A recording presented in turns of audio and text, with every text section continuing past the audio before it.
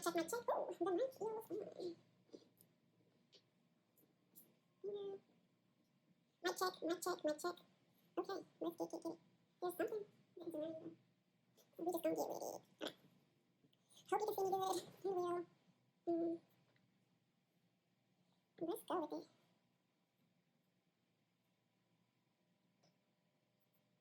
That's so annoying though. Can you hear it? Like, I don't even know what the tune making. What else?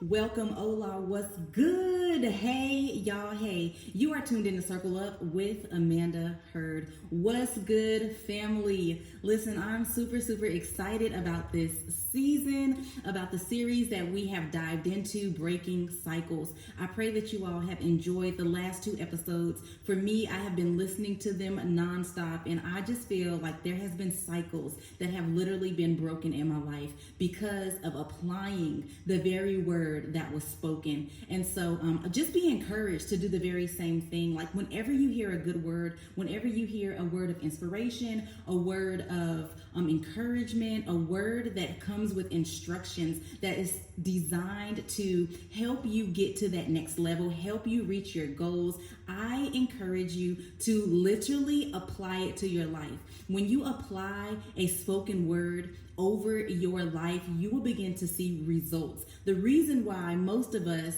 have not seen results is because we have yet to do our part. So listen, be encouraged, family, to do your part. Work the work and it will work. So we are here today to continue in the series of breaking cycles, breaking the cycle, breaking cycles. Some of us have multiple, some of us have 1 or 2, but whatever it is, we are going to get you in the right place, lead you into the right direction to break that cycle.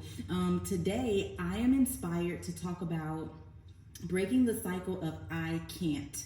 I have been on this journey of diving into different places, I would say, or journeying through new experiences or new places that I have yet reached. I've always desired to get to, but being in that cycle of finding it okay to say I can't and allowing that excuse to be my answer, to be my reason why I have yet gotten to those places, has come to an end. I have learned so many powerful things by breaking that cycle of I can't and moving forward, getting what I need, gaining what I need, and applying them full force in my life, full force to the very thing that I have been just practicing or have been trying to get my foot in the door of, has really allowed me to break that cycle. And so let's dive right in. Let me give you all the jewels and tools that I have learned. Let me give you the very thing that has helped me, that has been helping me, and that prayerfully will continue to help me on this journey.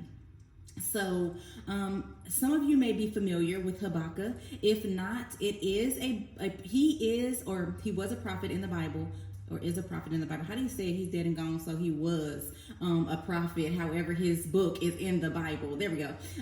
It is in the Old Testament, and in Habakkuk, we find a prophet here that was very bold, very confident. He was a prophet that did not mind questioning God. We learn so many times, like, don't question God, and we've kind of went over this. We've kind of went in the beginning talking about asking those questions, right? So he literally was big, bad, and bold enough to question God. There was so much going on at this time. I mean, the world he was living in, the place he was in was so crazy. People were doing things well outside of what they should have been doing. Does that sound familiar? He was literally so disgusted with the disgrace that was taking place in the world he was living in that he could not help but go to the Father and be like, God, hold up, wait a minute. Because how are you so just? How are you so holy? How are you all of who you are? And you just sit back and allow these things to take place. How is it that you are allowing these things such as disaster to have its way, especially with your people right here in the midst? What is going on? Why are you not moving your hand? And so God has responded to him each time he went in with those questions. And he was so shocked at one of God's responses, because God pretty much told him that, look, buddy, I got this thing. When I come in, I'm coming in and I'm gonna wipe out any and everything in my way, right? And so he is like, how can you solve a wrong with wrong? You know, how can you solve destruction with destruction? What in the world? What's going on? So again, we find Habakkuk in a place where he is questioning God again. He is questioning God's hand. He is questioning why God is sitting still. He is questioning the rightfulness. He is questioning. He is coming with anything that he has presented within his heart. He is laying it at the Father's feet like, God, you're going to have to help me with this here.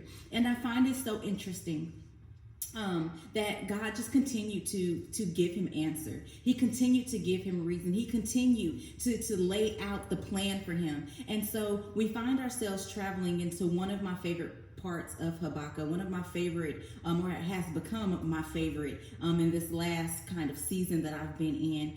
And it's probably something that some of us are familiar with and some of us brand new to, but I love to be able to introduce to those and remind to some. And so we come to this place where God is responding back to Habakkuk, and he is telling him to write the vision. He is telling him to write the revelation. He is responding to him, telling him to write these things down so that the one who reads this thing, engrave this thing so plainly that the one who reads this thing can pick it up and journey with it, can pick it up and run with this thing. They can see it so clearly that they can go forth with this thing, right? And so that's where many of us get that saying that we say so much, like write the vision and make it plain. Well, it actually came from this word in the Bible. It came from God telling Habakkuk to write this thing down. And so that was always a very juicy thing for me. It was always such an encouraging word for me in my life. Whenever I heard it, I've always heard it in times of my life where visions and revelations was flooding my mind. And so I was always so encouraged to write this vision,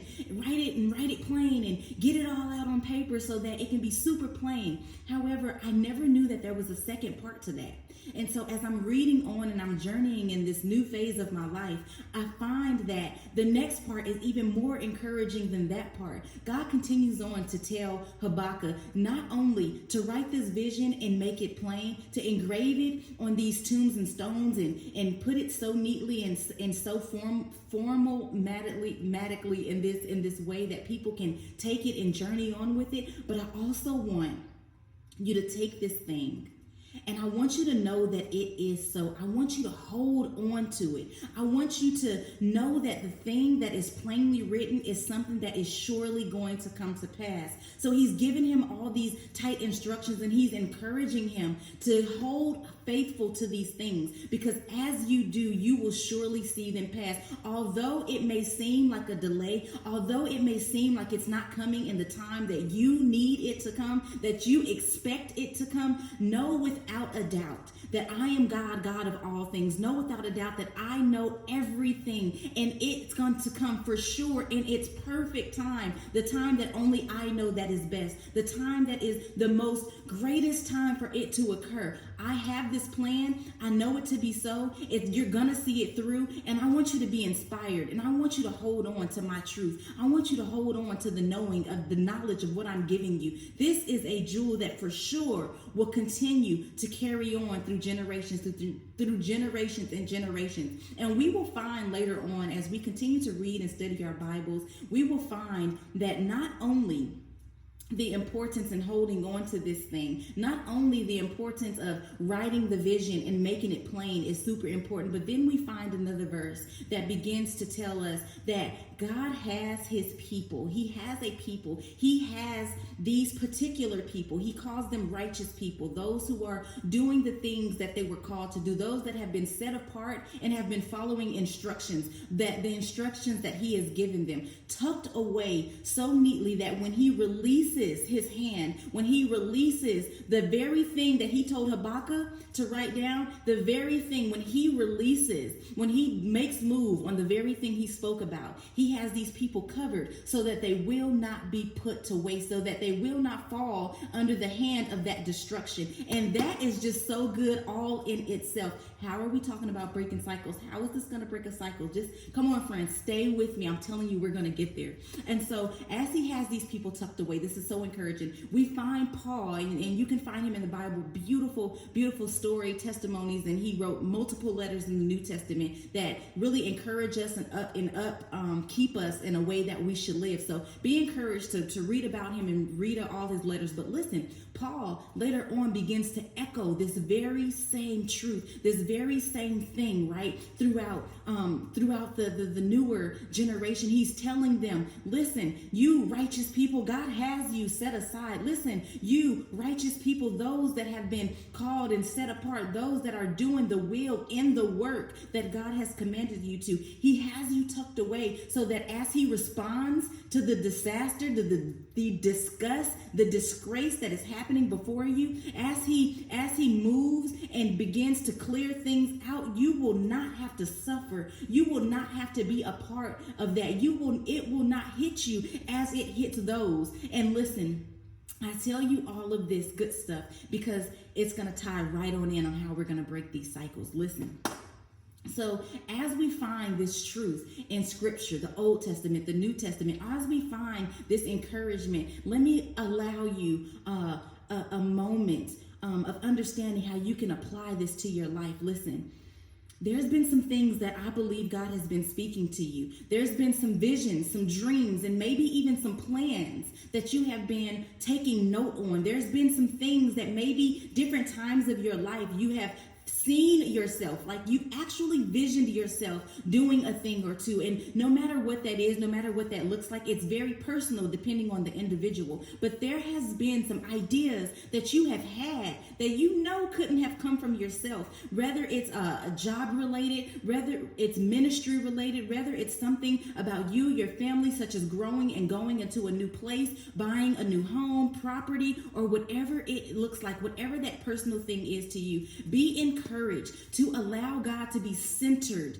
in the very middle of those plans, in the very middle of those ideas. Seek God for his instructions on those ideas so that as you continue to write this thing out, if you have already started, if you have yet started to write these plans, be inspired. Listen, this is your instructions. Be encouraged to pick up your pen, get you a book, and begin to write these details out so that the next person who reads them, whether it's your child, the grandchild, the next generation, whether it's a friend, whoever it may be, that whoever sees this thing that is written out, it is so plainly that they can pick up your very plan, your very vision, and go forth in it, that they can begin to move in this thing. And listen, although it may not happen as soon as you put down that pen, although it may not happen for some, even in the year, the very year that you have wrote it in, I want you to be encouraged. Just as God has inspired Habakkuk to be encouraged, hold on to this thing. Know that I've said it, and that's why you had to write it down, so that you can fall back on my word every time you get discouraged. Know that I said it, so it has to come to pass.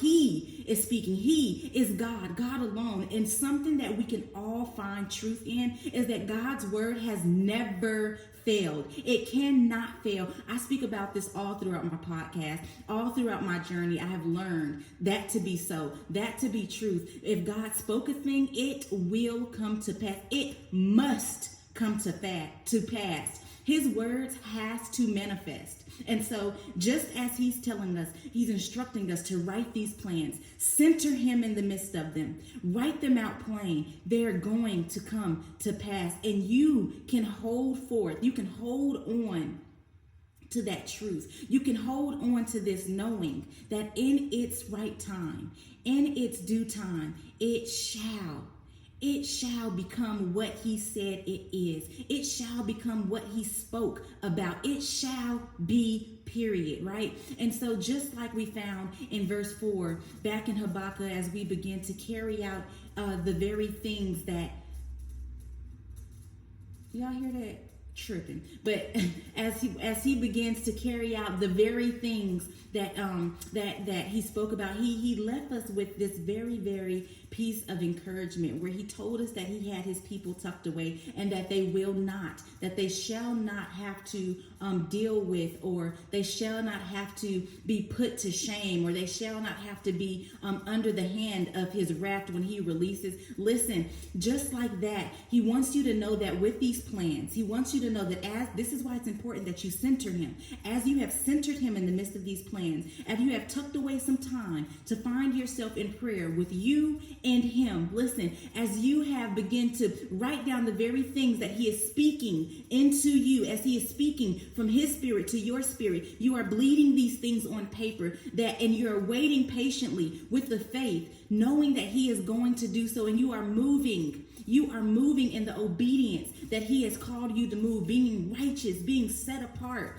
and doing as though he has called. Listen, he wants you to know that it's going to come to pass. It has to, because now you're not only putting your plans into work, but you're putting the very plan of God into work. And this is how that moment that we talked about, the very thing, how he knows the plan he has for you, his people, as he knows the plans that will not harm you, but the plans that will actually place you in a position of success. These are those plans. These are those things. These are the things that's going to help position us. So all of the times, all of the areas, all of the places that we have found ourselves resting in, I can't.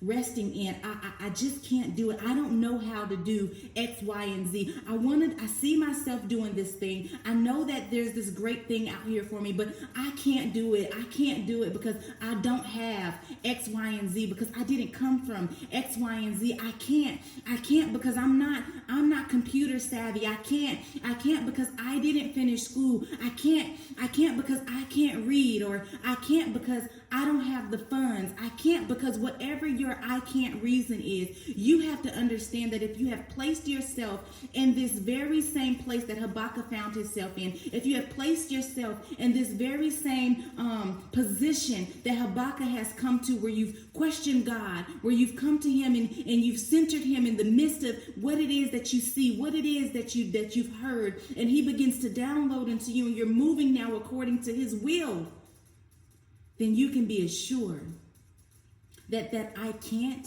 will become a I can, because he will give you instructions on how you can. He will lead you to different things, different places, different avenues, to teach you the ways, the things that you need for the very move to turn that can't to a can. So listen, be encouraged.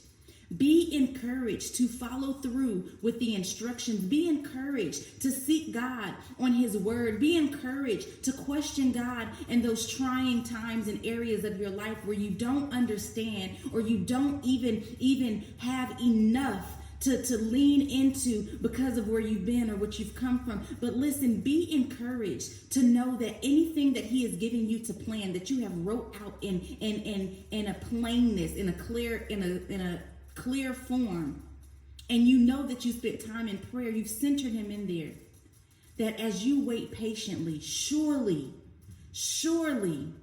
that thing will begin to break. That cycle will begin to break. The I can't will become an I can.